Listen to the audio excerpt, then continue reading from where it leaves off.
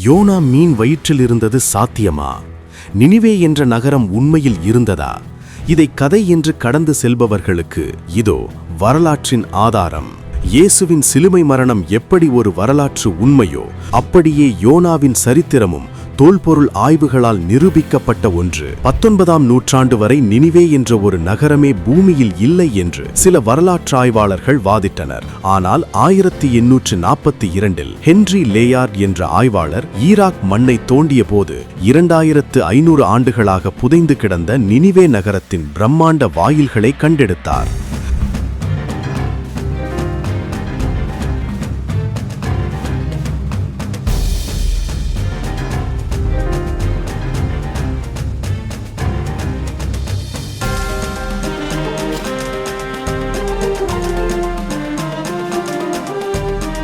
பைபிளில் சொல்லப்பட்ட 3 நாள் பிரயாண தூரமுள்ள நகரம் என்பது கற்பனையல்ல.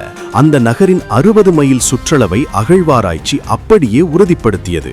யோனா அங்கு சென்றபோது அந்த முரட்டு மக்கள் ஏன் உடனே மனம் மாறினார்கள்? கிமு 763 ஜூன் 15இல் நினிவேயின் வானில் ஒரு முழு சூரிய கிரகணம் நிகழ்ந்ததை நாசா மற்றும் அசீரிய காலக்குறிப்புகள் உறுதி செய்கின்றன.